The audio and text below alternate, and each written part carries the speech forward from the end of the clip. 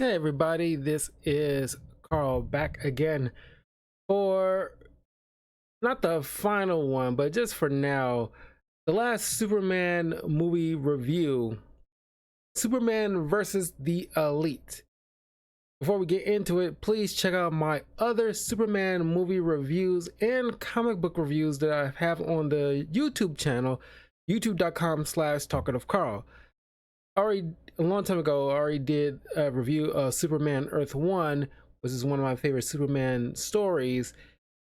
But that was my early days of comic book reviews.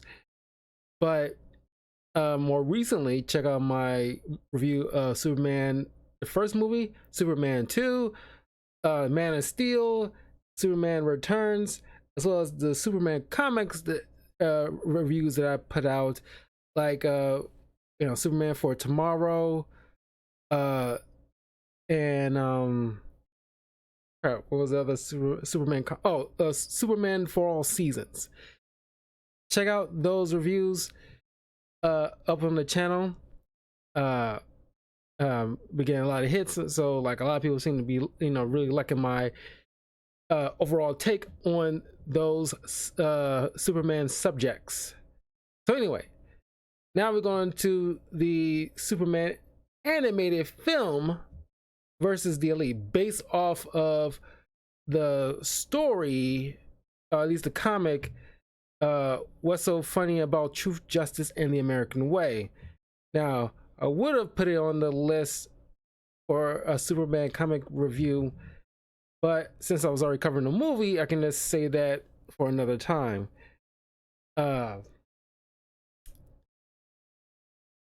But before we continue, please like and subscribe, share this with your friends, and that'll greatly help with the channel and the content. And before we get into it, we'll play one last time before we get into the Mother's Day movie month and the later this week reviewing some Star Wars stuff. Gotta play this theme one last time.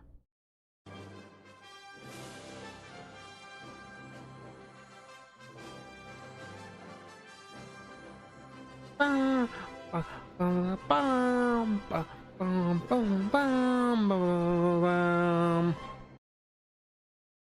All right. Like I said, this is based off of a comic book. What's So Funny About Truth, Justice, and the American Way, written by Joe Kelly. So you can definitely look up that comic and let me know what you think. At some point, maybe I'll do a review of that for the channel. But this movie, which I've already seen the movie way before I even knew it was based off a comic book story. And this is directed by Michael Chang. I am gonna be like straight up. The art in this, not a huge fan of it, to be perfectly frank with you, but the overall narrative is like very good. It's pretty much like one-to-one with Batman Under the Red Hood, also animated movie based off a comic book story, which at some point in the future I will do a review on that as well. But this is like it's one of those things with those moral quandaries that you can only have with, not only have, but Batman and Superman is like at the root heart of them all, that kind of, you can say, kind of spread outwardly among different types of heroes, under the whole idea of should superheroes kill, basically. Now, of course, they're challenged on these kind of principles in different ways, and they handle it in different ways, but either way works immensely for them, because a lot of people grew up with Batman and Superman and their ideals and their wavering of that, uh that understand what is right and what's wrong, and there's no gray area to at least that point. That, you know, there, sure, you probably have a reason to, but you should never take a life. That is the major fundamental thing of, you know, knowing what's right and what's wrong, and the hard line that they know they shouldn't cross. And it speaks why we love these characters so much. So, movie stars George Newbern as Superman, Paulie Perrette as Lois Lane, Robin Atkin Downes as Manchester Black, Katero Colbert as Coldcast, Melissa Disney, hell of a name, as Pamela, or aka Menagerie.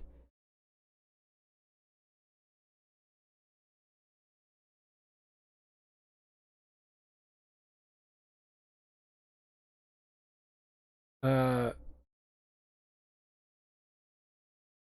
Andrew Casino as the Hat, D. Bradley Baker as Atomic Skull,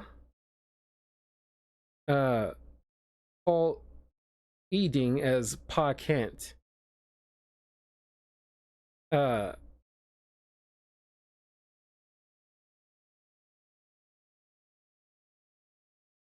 you got Bruce Timm as an MI5 agent. That's kind of funny. And Nolan North as like a, you know, Pokolistani ambassador.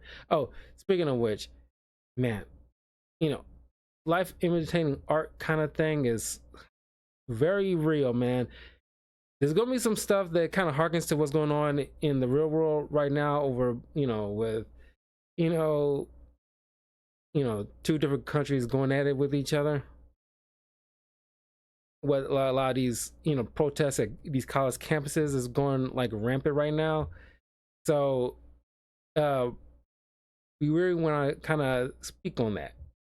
But anyway, uh, the way this movie opens up, it kind of really speaks to what will happen in the crux of the film, where you're open with Superman and Lois watching this like TV kids show.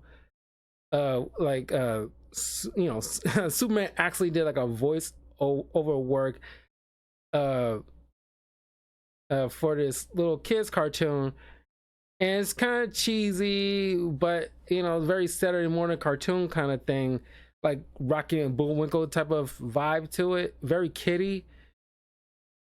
But uh he gets no funds going to him. Like all the money the show gets, as he explains to Lois, like it goes to various charity events, and like of course Lois gives him a look because she like she knows like, you know, how the real world works. I mean, she keeps him grounded, knowing like you don't want to get played here, kind of vibe. But he reassures her like, yes, I have lawyers and everything like that. You know, some businessmen, i.e., some super friends, probably to like Batman or whatever, to make sure everything is like on the up and up. So all the funds will go directly to various charitable events and stuff like that, which shows like the good nature of this character. Uh, uh, and it's kind of fun. It's like not many superheroes will do this without it being like hacky. Like I can definitely see Booster Gold doing something like this, but he wouldn't have the wherewithal to do what Superman does and make sure it goes to various charities and stuff like that. Knowing him, he'll probably, you know, have hell of a lot of, you know, advertisements in like the cartoon, like try Coca-Cola, it's great, kind of thing. Is like you just filled with ads. Um, that's what I imagine. Anyway, um, then uh but given what what Superman was reading from the lines, it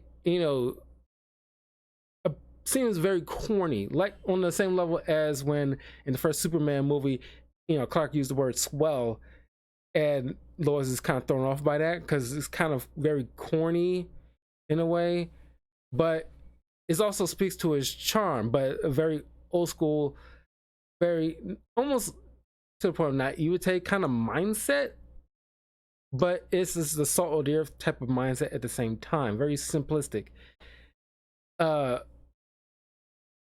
but not in a bad way.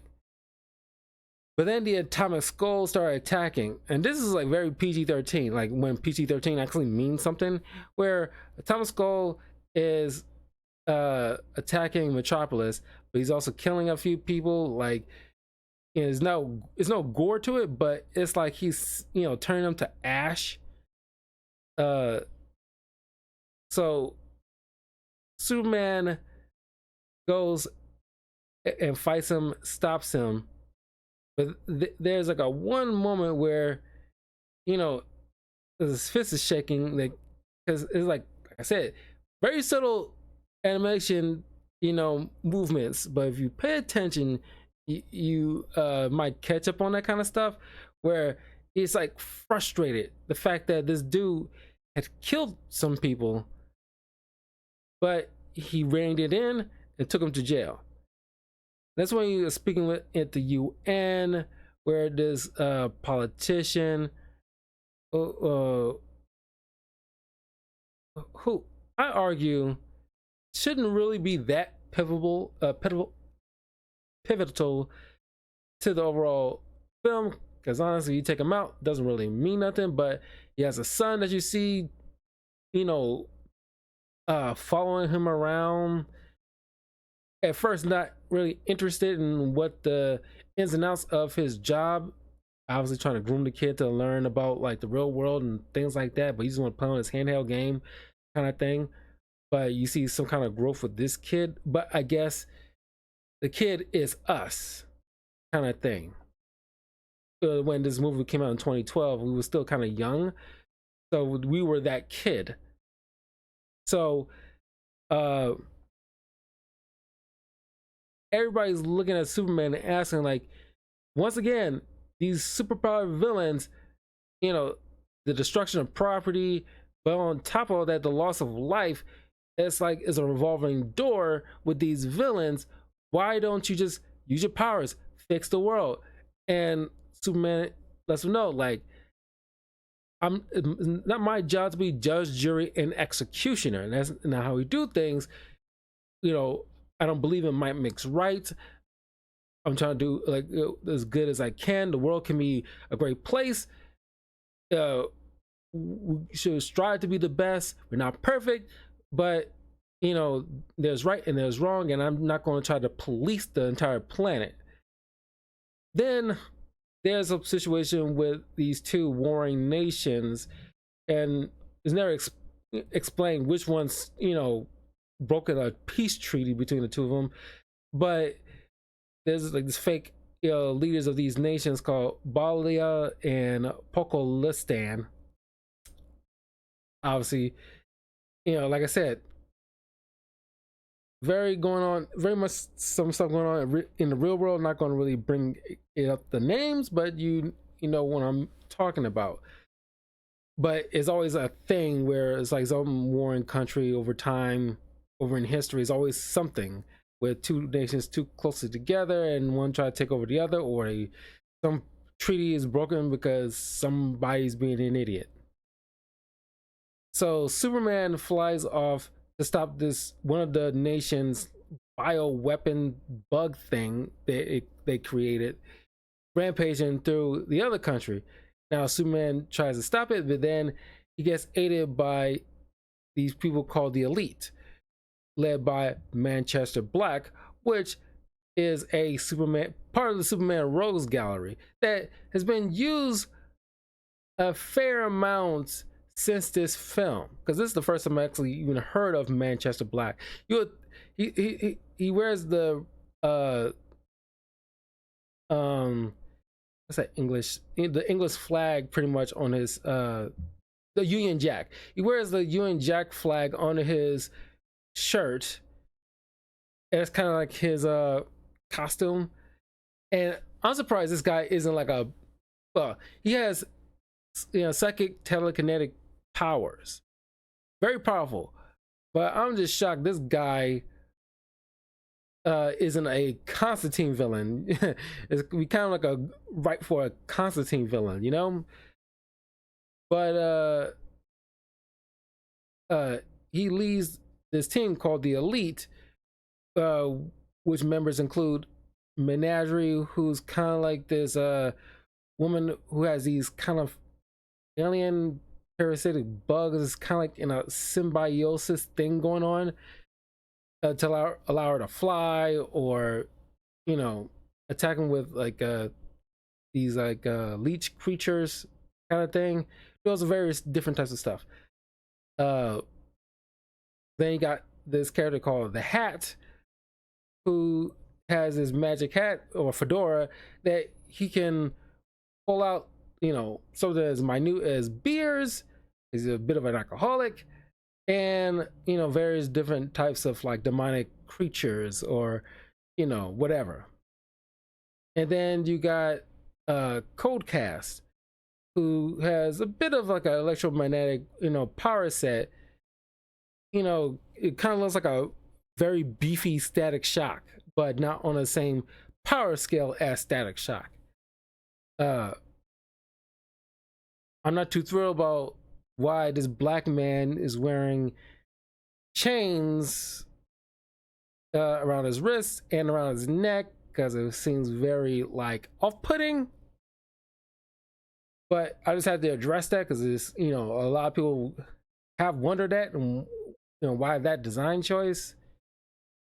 But he has some agency. He's not just like a brute that doesn't speak or has any kind of layer system. They all have a bit of layer system. Menagerie is a bit of like a hornball because she's steady trying to hit on Superman, making some innuendos with him.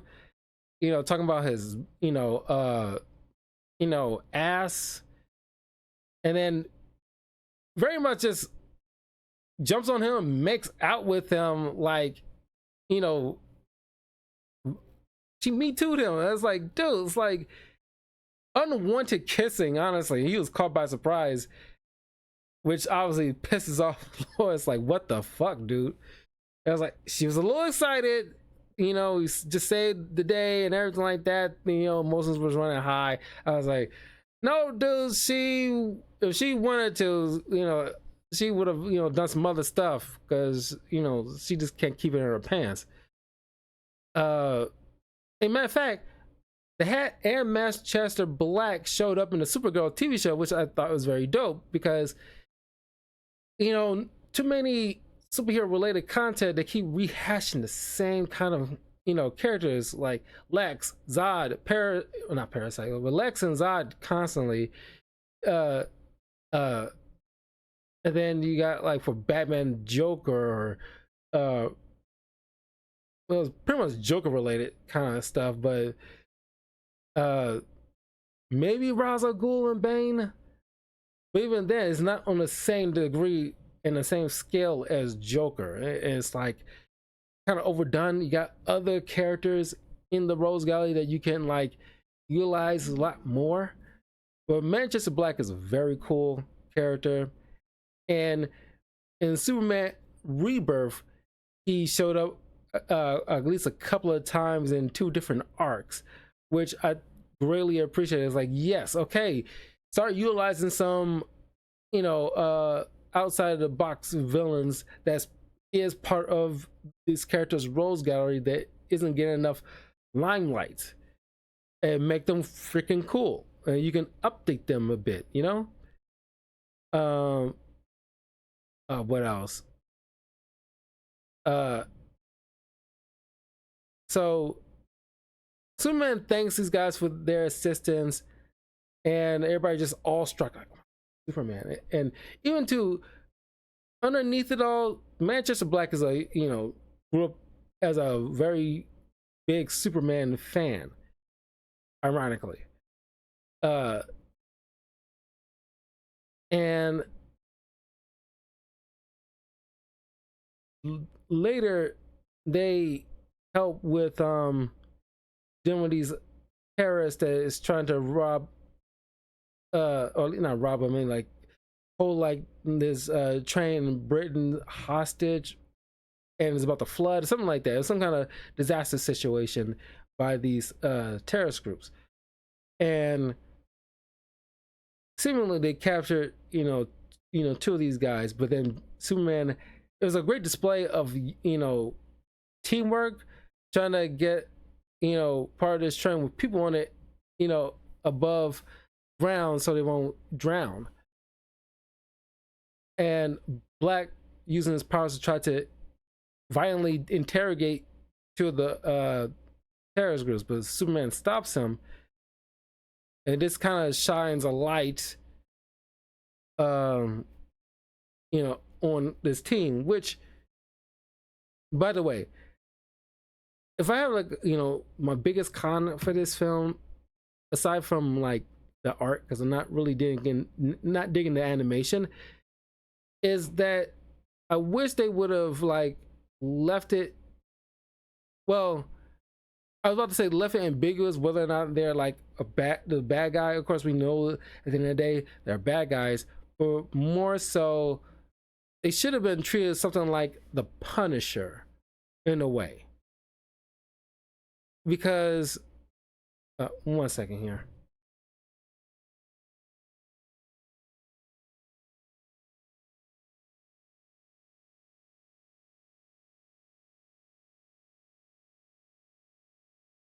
Sorry about that. They should have been treated something like the Punisher, because in the opening of the film, at least part of the first arc, when they introduce, they're flying over this coastal area, and Menagerie off screen kills this dog, and it's like, I kind of wish they had the more anti-hero vibes instead of like the full-blown, yeah, they're just bad guys. I kind of wish they left it something like that, because it offers credence to their point of view of how they see the world. I kind of wish they would have done something like that rather than just making like, oh no, they're just assholes with some kind of weird philosophy. And it works, but it doesn't work. So Superman and Lois tries to go to London to investigate Manchester Black, and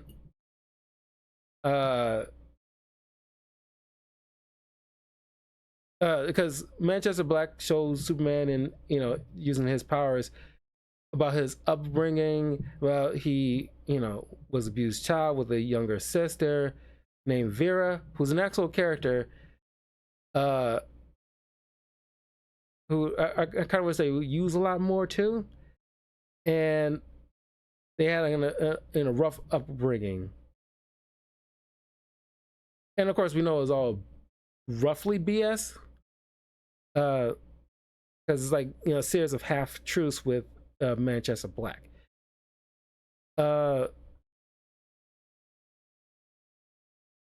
So we see in a different scene that the Elite interrogates and kills two other groups of the terrorists who was with them, that they kind of snuck off.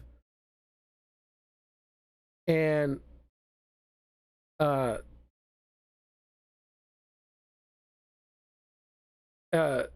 it's like, okay,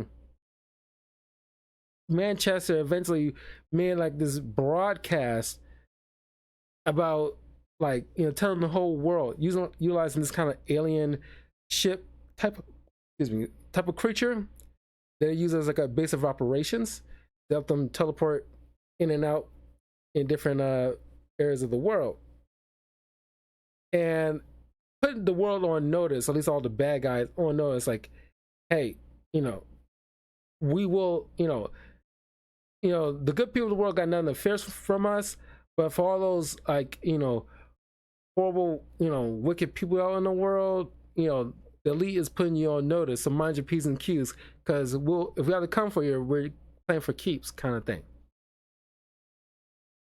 Which the world are cheering and idolizing the elite, because they end up taking out a lot of going after like these you soon discover that members of the elite have like a bad rap sheet of like hurting people and quite a few times murdering people. But you see later they when Atomic Skull breaks out again, he ends up killing that politician who shielded his son from the blast, but ends up dying in the process. And in his grief, he tells Manchester Black to kill Atomic Skull, and Manchester assassinated Atomic Skull right on the spot.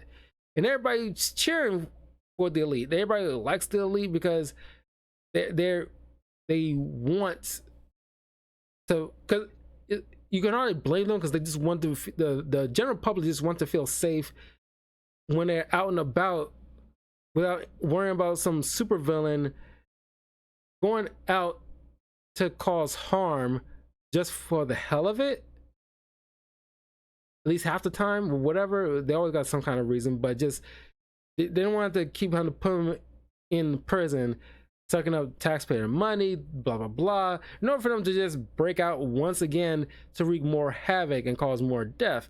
It's like they want a permanent solution. They're tired of it, which is understandable, but they don't realize what kind of trouble they have on their hands with the elite. But then you see these little kids, Superman kind of eyes them from the sky, and like this group of kids are playing in this park, and other kids are playing as members of the elite, while one kid still wanted to be Superman, but is mad because the other kids get to kill him, but he's not allowed to kill because like he's Superman, he can't kill them. And the little boy is disappointed because that's not fair. It's like, how does you be able to kill him but I can't, kind of thing, because they're little kids, they don't know any freaking better about the the wider range of layers behind these people and the real world. And Superman speaks with his father and speaks with Lois. Now the father is explaining to Clark like, this is kind of a fad. They're the hip new thing right now, but they eventually will get over it, because at the end of the day, despite it being old-fashioned, it's what you're doing is still the right thing. But Lois, despite her still believing in Superman, she offers kind of like a counterpoint, or at least playing devil's advocate, where it's like, there's certain bad guys that probably do need to be put down, because there's a level of evil out there in the world that's like not really worth saving, kind of thing. Then you later find out about, after Superman stops one of the warring country's air forces trying to bomb the other one, he destroys the aircrafts and puts those pilots safely on the ground, destroys the ships and the explosives and everything like that. But then the elite comes by, kills a lot of them, and Superman stops them, and Manchester Black explains like, I already killed like both of the head council members of both countries. You see Menagerie in one country, and in the little boardroom, whatever, in one country, and then Coldcast is in the other one. So Manchester's like telling to the people is like, We finally got some legit peace now. The heads of these countries are not going to, force each other's people into this conflict and everything like that. So done is done. We're forcing peace on you guys. And of course, Superman kind of loses it and punches Manchester Black. But Black tells his team, like, no, stand down. Superman just declared war on us. So tomorrow is you versus us. So now it's like Lois eventually finds out from Vera herself, who's playing this very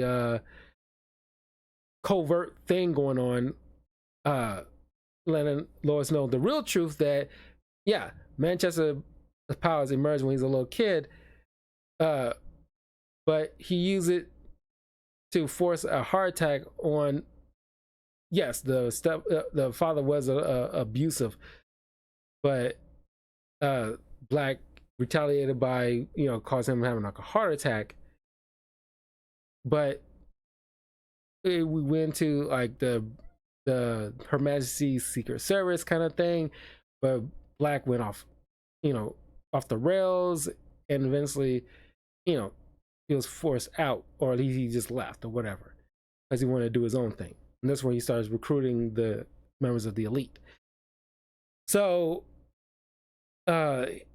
she tells Lois that he's not the hero as he claimed to be. Now, here's the thing. What I was mentioning earlier, I kind of wish that they written the elite, at least in terms of this film, or at least in all aspects in the comic book medium, that Manchester Black is just like a Punisher kind of guy, whereas like he doesn't go after innocent people at all. When they bring up about his rap sheet, it should have been like, yeah, he killed a lot of people, but they all are bad people, like really horrible, despicable people. And it should offer credence about his like ideology, that despite him looking up to superheroes, the only thing he disagreed with, because of his rough upbringing, because there was nobody to save him, maybe, where it's like, I have to protect myself by any means necessary. And there are just too many wicked people out in the world that don't deserve to be coddled or whatever. So he, became like an anti-hero. And he could have just played it like that, like, and he teams up with the other people that fight for the good people, like who they deem to be like good people, and like dealing with super villains or mobsters. Like I said, kind of like the Punisher, dealing with super villains or mobsters. It's like, no, they deserve to die, point blank, period, kind of thing. And like the Punisher's rap, she's been like nothing but horrible people. That should have been something, about their rap sheet. Should have been nothing but horrible people, so that way their talking points about their point of view on how to deal with criminality, because it's a fight between ideologies, where Superman's ideology, who many people deem too old school and doesn't fit in the modern world anymore, to like a new way of handling things, so that way people can live in true peace. But I kind of wish they kind of stuck to that, rather than making them kind of like, no, they're definitely bad guys, and but there should be gray, a little bit more gray, like you have with like somebody like the Punisher, where it's like you don't want to agree with what he's doing, but we've seen the villains he goes up against, like all these mobsters and butchers and different types of various villains. It's like you really don't feel bad about what he's doing, because he has like a hard line about like, no, these guys are horrible people that deserve to get like taken out without a second thought, because the justice system is broken, kind of thing. There's no true justice kind of situation. I want Elite to have that kind of ethos, but like I said, they just want to be deemed as like through and through bad guys, and it's like, it kind of makes their ideology kind of moot, in my opinion.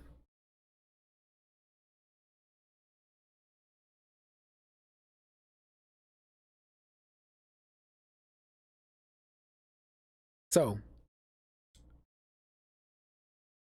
the next day, Superman uh, uh, has it out with the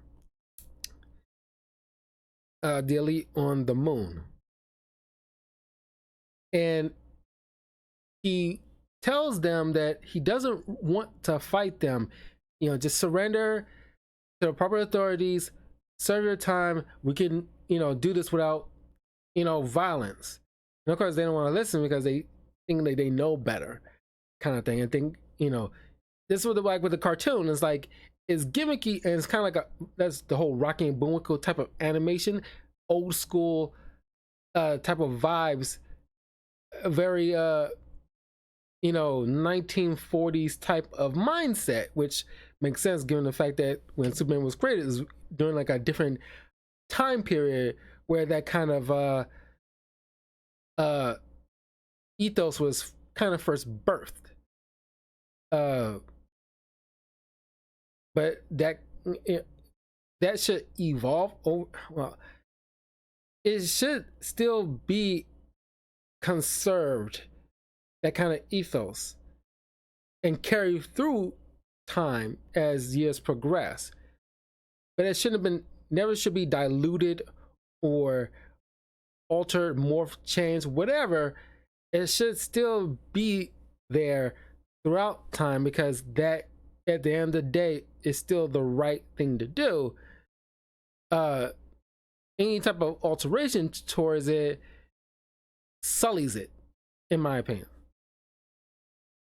So the Elite fights Superman, and for a while Superman holds his own, but he eventually gets overwhelmed, and then Coldcast lets off this massive blast that seemingly obliterates Superman. And of course, Manchester is using the ship to broadcast the fight all around the world. And then you hear this ominous voice from Superman out in the ether in space. And then one by one, the Elite is getting taken down, like Menagerie, then Hats, which is like the biggest threat, because, you know, especially Hat, given the fact he's using magic out of his hat. So Coldcast and Manchester is like, you know, freaking out now, because now he's like, oh, he's playing for keeps for real this time. So Manchester has the ship he calls Bunny to teleport them back to Metropolis. So he's like, okay, he won't kill us around, he called them sheep, clearly like showing like his true colors, obviously. Like I said, should have leaned in with like the whole Punisher type of mindset, so that way we'll have more of like a strong debate here, so that way we can agree but not agree at the same time with these people. But then Coldcast all of a sudden gets taken out in a blur, and the Superman shows up, you know, a little bruised and bloody, and it's like, oh, I sent him out into orbit. If you have super hearing, you can hear him pop, and the ominous sound and everything like that, and like the scariest look I've ever seen on Superman ever, outside of maybe like him in shadow with the red eyes and stuff like that in most iterations, or at least like in Justice Superman kind of situation. But and Manchester is just like freaking out, you bloody psychopath, and he lets out like a powerful psychic shock wave. But Superman, you know, you seen like debris falling on seemingly everybody, including, you know, Lois and the little kid who lost his father, now following his footsteps or something or other, and is, you know, dressed in like a little suit. So he's there to witness all of this, and it's like, I don't know why this, you know, honestly, part of me feels like I know why he's needed, but then again, you take him out, wouldn't really change nothing because we still get the point. But we need a little kid that we can glom onto to show that, you know, so when he gets older, he knows what's truly right. So he won't get corrupted in his older self in the future. But Superman says to Black, like, yeah, I get it, you know, so I'm gonna like take out, you know, anybody who is like a threat. So you're like, I'm gonna start with you guys because you are a threat. So he uses his heat vision to, you know, mix with his telescopic vision and X-ray vision, kind of all at once, where he focus his all three through his pupils right to his brain and cut out the anomaly in his brain that, you know, that he can use to control his powers. So now he cut off all access to Manchester's powers. So now Manchester is playing on human now, and then Superman begins to bitch slap this guy in front of everybody. And then he's seeming about to kill Manchester, but he stops himself and says, like, because Manchester's crying right now, you can't do this. You're a hypocrite. You know better than I am. And Superman's like, you're right. What I'm doing is pretty scary, isn't it? It's so easy to kill. It's always easy to just use violence instead of, you know, offering and helping hand, understanding the other person, you know, use true justice of bringing the bad people to face justice and not put them in a morgue. Yeah. So it shows that Superman not only uses his powers, but in combination with his Kryptonian robots from the Fortress of Solitude, in order to seem like he caused all this death, but he saved everybody, including the elite, where they're in the fortress, get depowered, which I'm not sure how you depower, you know, Hat, because his powers come from his magic hat. You just take away his hat, he has nothing. Well, whatever. But I looked up the DC wiki there. I think, you know, he's kind of merged with some kind of demonic entity or something like that, and he just uses his hat to focus the powers, I guess. But whatever. So everybody sees Superman and are just glad that, you know, he's still him, and he, you know, show them that, you know, what his ideology might be old school, but it's something we all still need, no matter the year or the century. It's still like the way to go and how we should move as a people. And that's where the movie ends. And like I said, I thoroughly dig it. I love the, like, the, you know, themes of the film, about, because there's always been like a thing over the years where it's like Superman's ideology, like, does it still work in the modern day? You know, like, putting people behind bars, doing good for others, and not lose yourself to your baser instincts, you know, kind of thing. But like I said, I kind of wish that, you know, the elite has the kind of mindset like the Punisher, where it's like you got like a more, you know, legit debate, kind of like where like Daredevil and Punisher in the Netflix show had like this, you know, very interesting debate on top of that rooftop while Daredevil was chained up, and actually had like a debate about what's right and what's wrong, and killing is never the answer. They have to face, you know, the criminal justice system. These bad people have to face the criminal justice system because that is the right thing to do, not just outright killing them, because they have the opportunity to change in the future if they serve their time, face justice, and, you know, learn from their have a chance to learn from their mistakes, and hopefully in the future they will do well. Sure, you know, it doesn't work with everybody, but, you know, 9 times out of 10, because like a lot, sure, the justice system isn't perfect, but there's probably a lot of success stories that goes unheard of out there, where people actually made a turnaround in their life after severing time, and all the better for it. Hell, like there's plenty of like, you know, celebrities that been to jail and done something with themselves. Plenty of them, especially rappers. So it's like it shows that, you know, they, you know, people can be better. We see that many times, more often than we see. Well, I think certain news outlets kind of highlight the, you know, failure rates rather than the success stories. But there are like a lot of success stories you can look into to show that, you know, in the long run, the justice system does tend to work. Like I said, not perfect, but it's the best system that we have in the, at least in terms of the American system. It's the best one out of any other justice system around the world.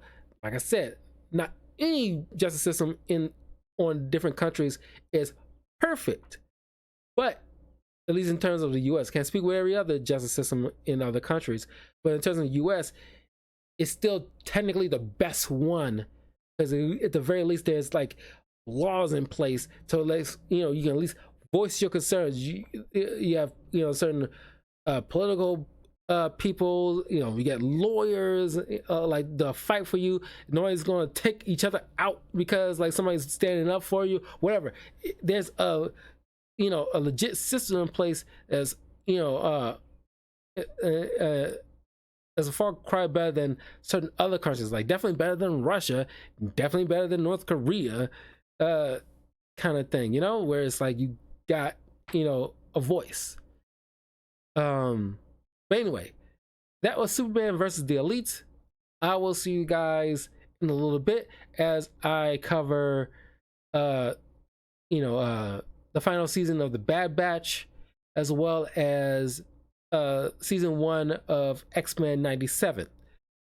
But yeah, leave a comment below, let me know what you guys think of Superman versus the Elite. If you've seen that animated movie, what are your thoughts?